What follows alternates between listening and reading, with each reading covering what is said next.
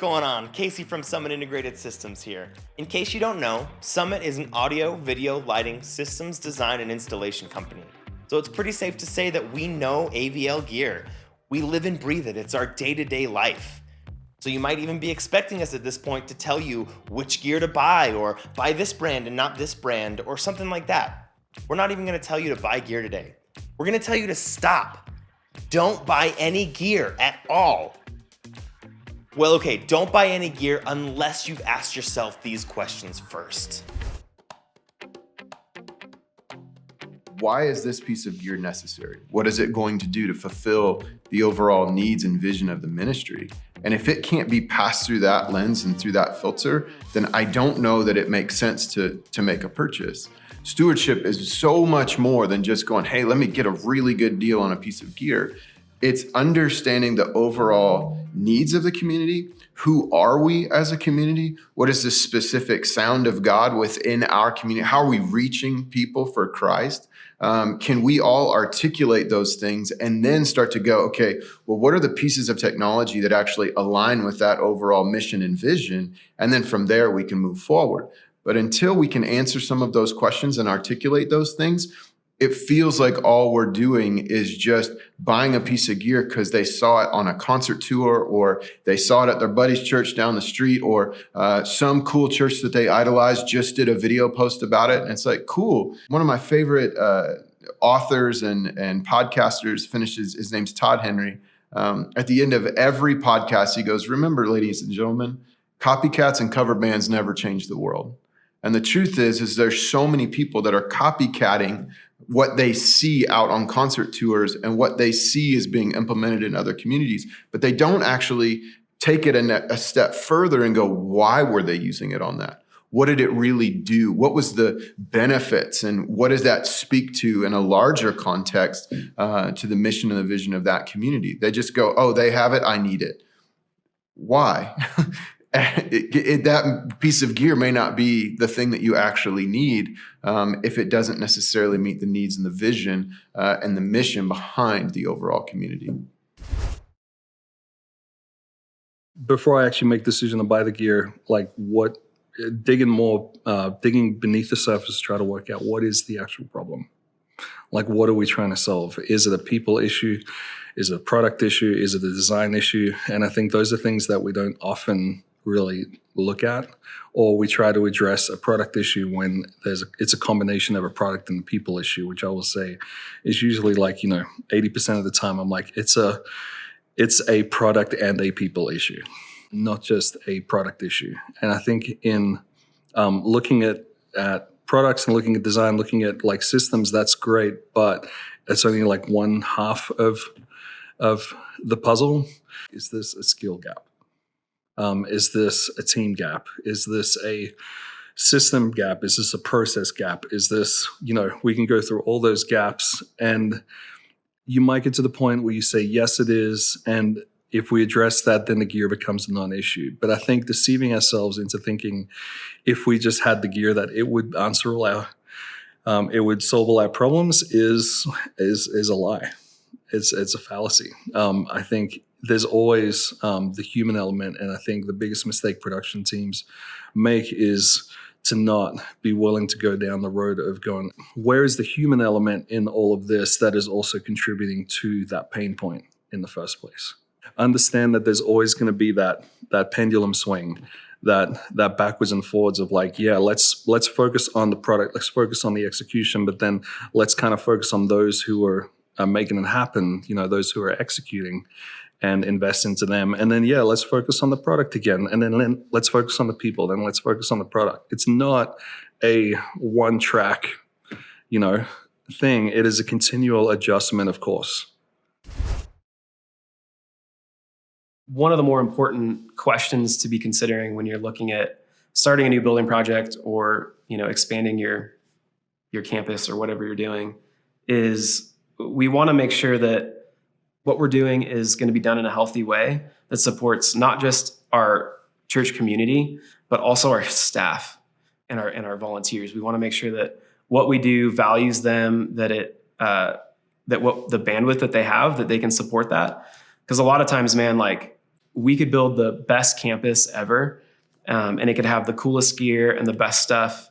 But if we aren't considering the size of our team or the ability of our team, it's a miss. And so making sure, again, that gear follows the vision of the church is key. You've got to figure out, hey, where's God calling us, and who has he given us, right, to use? And all of that filters down into the gear that we choose. Scalability is something that I don't think a lot of people talk about. They're so focused on right now. And you fail to realize, like, if the goal is to be a multi-site church within the next 3 years, then we need to start looking at gear and platforms that are user-friendly, volunteer-friendly, that are easy to replicate across the board. Not, oh, we're going to use this one specific vendor in this room and one specific vendor in that room. And you know what? The tech director at this church of our other campus really wanted this console. Okay, wait. Now all of a sudden we've got 3 or 4 different console manufacturers. What happens when one of those goes down? Can you swap them? Can you switch them easily? No, because they're not all the same system and they don't have the same backbone. So we have to start like stepping back and zooming out and going, okay, let's try and find gear. If you have this high value for high capacity volunteers running all of your stuff and not paid contractors, cool. Let's make sure that the systems that we're putting in are actually approachable for those volunteers, not something that the second that they get thrown in, they feel overwhelmed and don't know what they're doing. So we need to start thinking about, how does this look when you're not just in this one space, but multiple spaces. If you think about it right now, one of the biggest conversations we're having with a lot of communities is going, hey, we want to do a portable setup because we're planting a church. Awesome. I'm starting to think about, well, how long do you want to be portable? Well, our goal is to be 3 years in a portable setup, and then we're going to build a building. Cool. Let's talk about how the gear that we're purchasing today can now be implemented into that particular building project. Is this console that's in the main room right now, when you're 25 people, can that fit in one of your kids' rooms later on down the road? Probably so. And then we can step up and go here. But we're buying a console from the same family. Why? Because the platform across the board is something that a young volunteer in a kid's room can use, and ultimately, without even knowing it, is being trained so that one of these days we can put them behind the big console in the big room. What's the level of impact for the investment invested? Will the people in the seats or on the other end of the screen notice? Can I spend $5,000 or do I need to spend $50,000? Is there a linear impact from the 5 to the 50, or is there a point of little return? We heard one executive pastor use the phrase of, these speakers, only whales can hear the difference. I don't know if that's real or not, but does my wife, who comes to church, who doesn't care about speaker XYZ, does she even notice that something changed? On the other side of that, you have to look at price versus cost. Those are not the same things. When you look at an initial price of, let's call it a video camera, that's $3,000 or $15,000, it might be easy to say, oh, no one's going to notice the difference. But there's other elements in that of usability and lifespan, because if ultimately I can't use the $3,000 camera well because it's challenging to use, or because it crashes, or because it breaks every year, and I have to have a full-time staff to run my cameras, well, there's a much greater cost than $3,000 for that camera. So I think really investigate what's the actual differences between a $3,000 camera and a $15,000 camera? Because I promise there are some. It's not just, this guy, I got a great deal, or this doesn't go through a middleman, or this is an off-brand. There's a lot more to it than that. The stewardship is better with planning, right? I've seen, even in this COVID season, we've seen plenty of churches run out and buy video gear that then they call us in a month and being like, yeah, we bought some stuff and it's not really implemented well, or we don't know how to use it, or it's the wrong piece of gear. I think the stewardship is improved with planning longer term. You can actually plan for these larger, bigger purchases and buy the right thing. Whereas when you're in that tyranny of the urgent, You're just going to buy whatever's available and not necessarily what the right thing is. So financial department, executive pastor would love if their tech team had hey, here's the money we need to spend over the next 5 years, and let them plan it out, as opposed to, well, our speaker's broke, so now we got to go drop $20,000 or whatever it is. Vision, sometimes someone might have a clear vision for something. It's like, this is what we want the experience to be like in the room. This is what we want it to look like. This is what we want it to feel like. This is what we want it to sound like. And that's great. I'll say that there's a lot of senior pastors who don't know how to communicate that vision, but they know how to communicate pain points. And I think sometimes pain points can be an insight into like, hey, what is the vision? So you can get trapped very easily. There's definitely people out there who pursue and build systems based on what's going to get them, what's going to address all the pain points. And that's great. But I think, if pain points are a symptom, sometimes you got to ask those questions that get to like, what's below that pain point? And, that's where knowing that a senior leader or senior pastor if they give you a response about something saying, hey, we didn't like this. Well, sometimes it's, that follow-up question becomes really important. Like, hey, what don't you like about it? What makes you feel comfortable? What makes you feel like we're hitting your benchmarks as far as vision and as far as like the experience that you want to create? Well, sometimes it's just a matter of, I know for me, like in previous years, it's just something that I gleaned over time.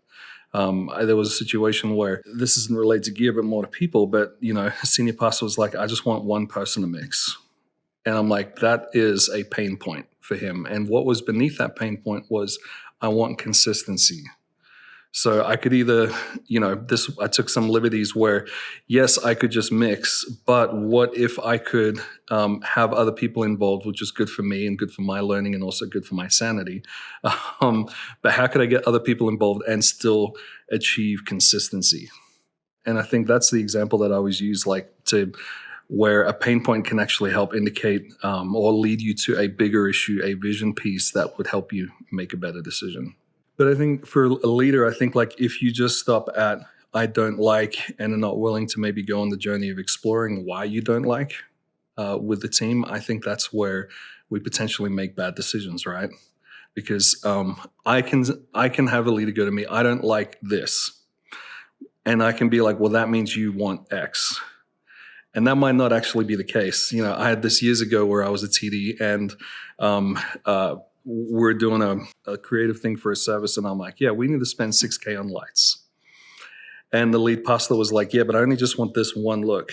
So I don't want to spend $6,000 on what you say for what, I don't want to spend $6,000 on achieving this look for if I can spend $1,000 on just this, the actual, moment. And it was just this kind of like, I was always thinking 2 or 3 steps down the line of like, well, if we're going to invest money, let's invest money in something we can use in this way, that way, and everything else. But that wasn't the win for the campus pastor. The campus pastor was literally like, I don't see an issue anywhere else.